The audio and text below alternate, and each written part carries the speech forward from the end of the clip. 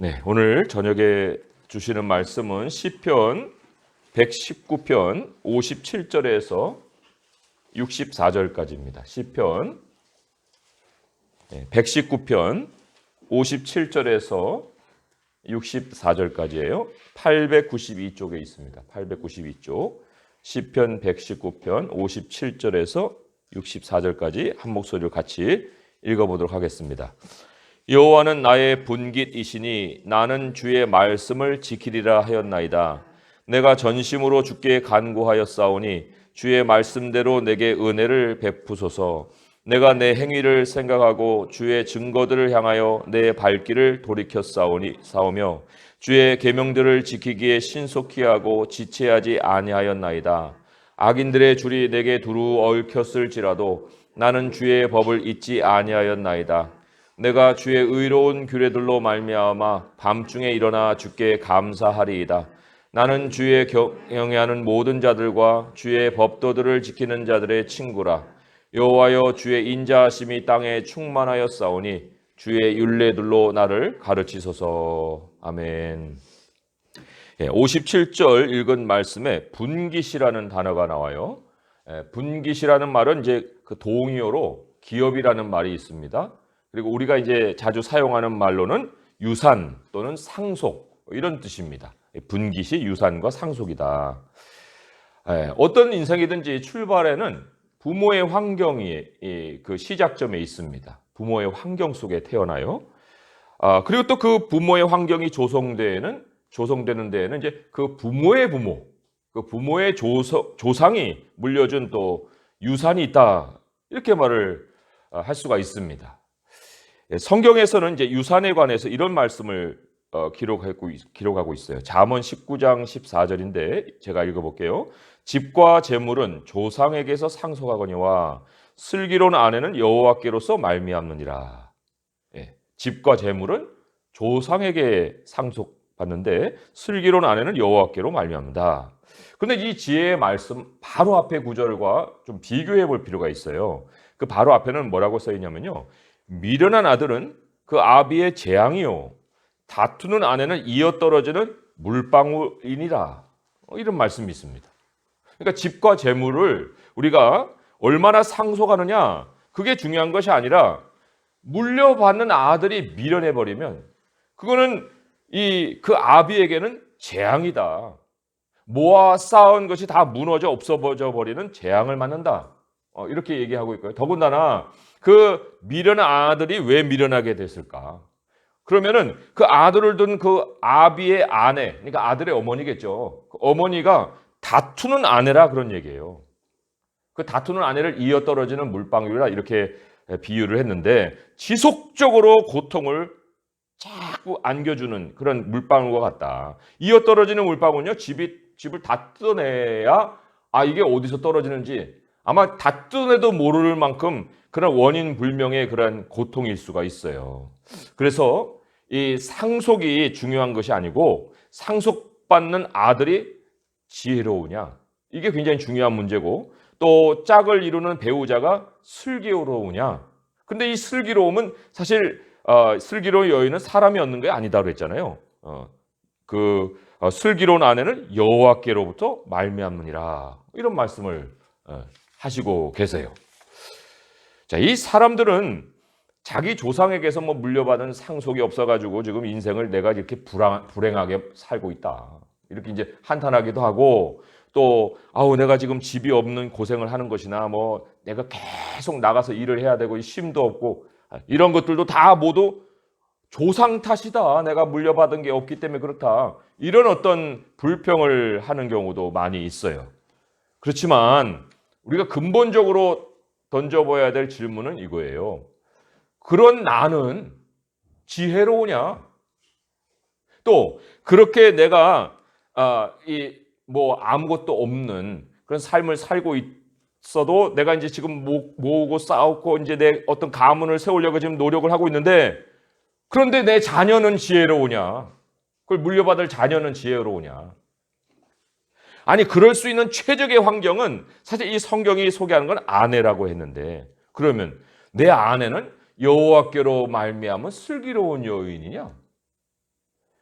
사실 이런 거를 우리가 생각을 해볼 때 아니다.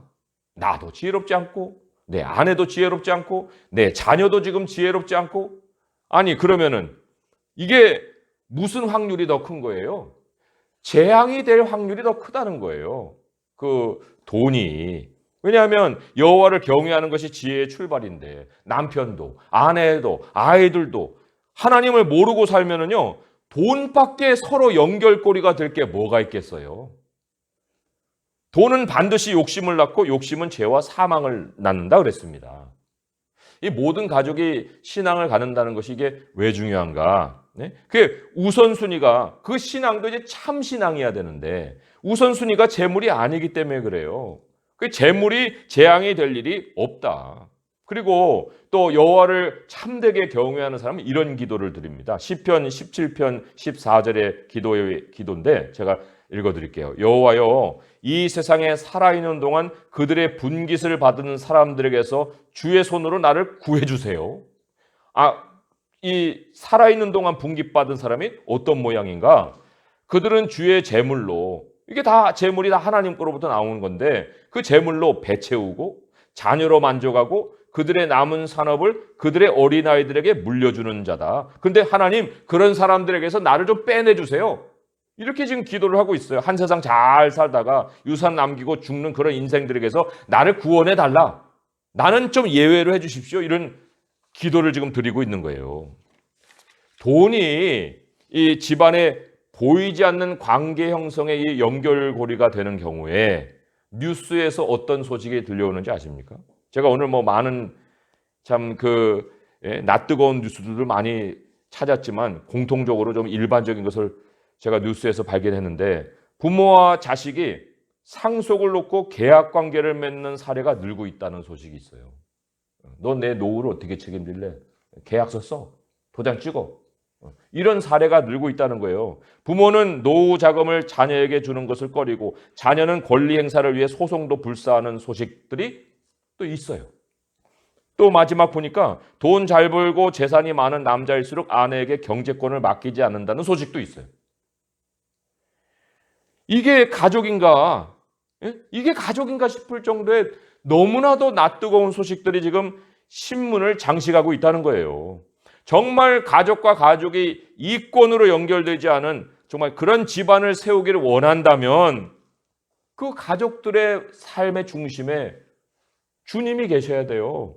예수 그리스도를 믿는 신앙이 있어야 된다는 겁니다. 그런데 내가 사람을 바꿀 수 있는 능력이 있는 것도 아니고 내가 바꾼다고 바뀌어지는 것도 아니고 가족도 내 맘대로 신앙으로 못하잖아요. 그 좋은 하나님을 소개하는데도 안 믿잖아요. 아니 바꾸려는 시도가 심해지면 이런 일도 생겨요. 부부가 이혼하기도 하고 아이가 탈선하기도 해요. 이 억지로 되는 일이 아니에요. 그렇다면은 나부터 돈 중심에서 하나님 중심으로 삶을 바꿔야지요. 그 실제적인 결심이 오늘 57절의 말씀이에요. 57절의 말씀에 우리 함께 읽어보겠습니다. 시작. 여호와는 나의 분깃이시니 나는 주의 말씀을 지키리라 하였나이다. 여기 하였나이다라는 게 I promise. 나 약속합니다. 이런 의미예요. 현재형입니다. 내가 약속합니다. 뭐를 약속해요? 여호와는 나의 분깃이니 나는 주의 말씀을 지키기로 약속합니다.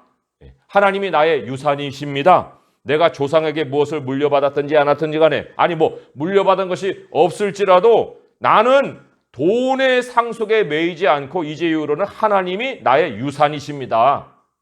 라고 지금 고백을 하는 거예요.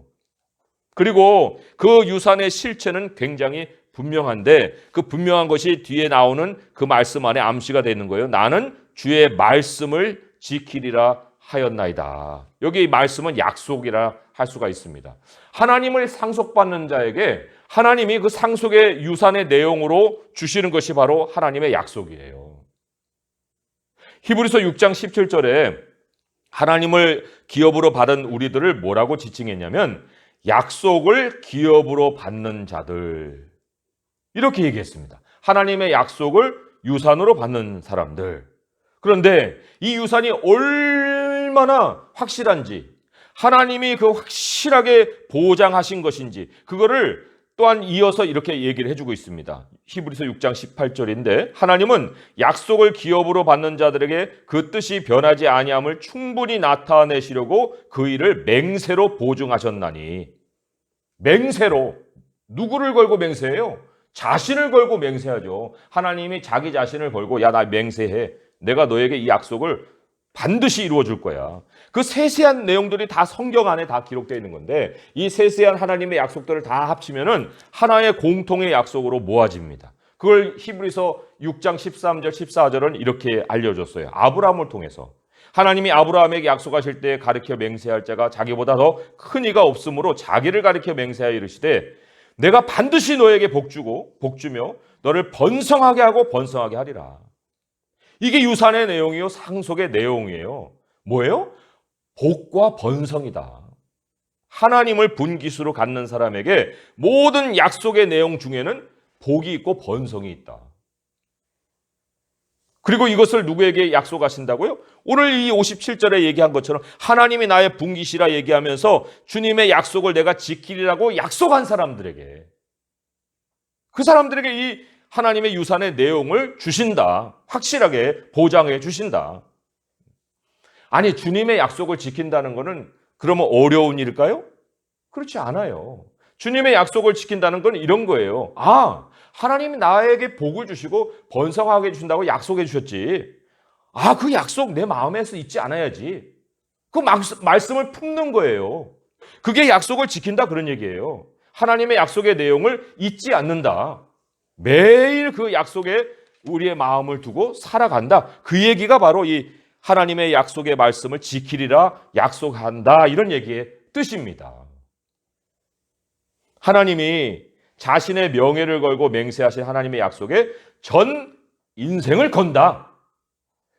부분적인 하나님의 약속만 그냥 똑 따먹고, 그리고는 뭐 일반으로 살 때는 하나님 생각하고는 전혀 다르게 살아가는 그런 모습을 사는 것이 아니라 하나님이 우리에게 기업이 되신 만큼, 우리가 하나님을 상속받은 만큼 우리의 마음의 온전한 모든 것이 하나님께 바쳐지는 거예요. 전심이. 그래서 58절에 이런 고백으로 이어지잖아요. 내가 전심으로 주께 간구하였사오니 주의 말씀대로 내게 은혜를 베푸소서. 이건 천국권이에요. 아니, 내가 전심을 하나님께 바쳤는데 왜 이걸 청구하지 못합니까? 그러니까 주의 말씀대로 내게 은혜를 베풀어 주세요. 이렇게 당당하게 요구를 할 수 있잖아요. 자, 그런데 이거 전심이 전심으로 항상 이어지느냐? 그러지 못하기 때문에 우리가 또 이 59절에서 60절을 보면은 매일의 삶에서, 일상에서 이 하나님을 상속받은 우리 상속자로서 점검해야 될 항목이 있다는 거예요. 복잡하지도 않아요. 딱 한 가지만 점검을 해보면 됩니다. 뭐냐면 내가 내 행위를 생각한다 그랬어요. 내가 내 행위를 생각하고, 이 행위를 영어로 보면 ways라고 번역이 돼 있어요. ways. 내가 나의 길들을 생각하고, 내가 나의 길들을 지금 내가 어떤 길을 걷고 있는 거야? 내 길이 지금 옳은 길이야? 이거를 매일 생각해 보라는 거예요. 이 사탄의 전술이 뭐냐? 하나님의 약속을 아주 단순하게 의지하고 나가면 되는데, 하나님이 나의 복이고 나의 번성의 근원이시야. 이렇게 단순하게 생각하고 나가면 되는데 계속 생각을 복잡하게 만드는 거예요. 그게 사단의 전술이에요. 인생은요, 단순하고 깨끗한 길에서 이 행복이 있고 평안을 누리고 내일이 있어요. 깨끗하고 단순해야 돼요, 사는 것이. 그런데 사탄은요, 사람에게 욕심을 집어넣습니다. 그리고는 혹은 또 두려움을 집어넣어요. 그리고는 생각을 막 복잡하게 만들어버리는 거예요. 그러니까 막 편법도 하고 불법도 하고. 오늘 뉴스에 또 이런 뉴스도 있더라고요. 신혼부부 특별 아파트 청약에 당첨이 됐는데, 임신하지도 않았으면서 쌍둥이 가졌다고, 뭐예요? 임신 진단서 뭐 이런 게 있는가 봐요.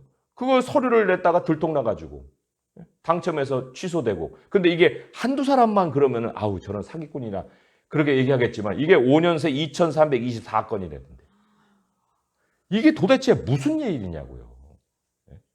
그러면 당첨만 돼갖고 왜 그렇게 당첨에 목을 베겠어요? 왜 이런 일이 벌어져요? 재산 없고 상속해주기 위한 거예요. 그거 외에 뭐 다른 일이 어디 있겠습니까? 하나님의 길, 하나님의 약속이 뭐 이것저것 다 해보고 마지막으로 돌아오는 거예요? 그런 게 아닙니다. 60절에 보면은 오늘 말씀의 60절에 주의 계명들을 지키기에 신속히 하고 지체하지 아니하였나이다. 주의 계명들을 지키기에 신속히 한다. 지체하지 않는다. 뭐 생각은 갑자기도 딴 데로 옮겨져요. 갑자기도. 그러다 이거 뭐 내가 왜 이런 생각하고 있는 거야? 그리고 이제 생각을 고쳐 먹을 수도 있는 거죠. 약속으로 돌아오는 거예요. 61절에 보면 악인들의 줄이 내게 두루 얽혔을지라도 나는 주의 법을 잊지 아니하였나이다. 이런 말이 있잖아요. 악인들의 줄, 이게 뭐예요? 우리가 하나님의 약속을 기억하지 못하도록 그냥 이렇게 막 줄로 얽어매는 거예요. 생각을. 못 빠져나가게. 그런데 여기 또 얽혔을지라도 이렇게 현재적으로 얽힐 수도 있다. 이걸 얘기하고 있잖아요. 두루 얽혔을지라도. 그렇지만 그러니까 우리가 복잡한 생각은 언제든지 찾아올 수 있지만 그러나 신속하게 지체하지 아니하고 주의 법을 잊지 않아야 한다. 61절 마지막 그렇잖아요. 두루 얽혔을지라도 나는 주의 법을 잊지 아니하였나이다. 맞아.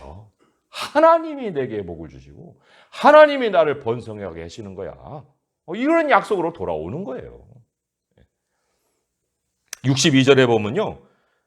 내가 주의 의로운 규례들로 말미암아 밤중에 일어나 주께 감사한다 그랬어요. 아니 왜 밤중에 일어나요? 밤중에 자지 왜? 밤중에 그냥 벌떡 일어나고 왜 하나님께 감사할까요?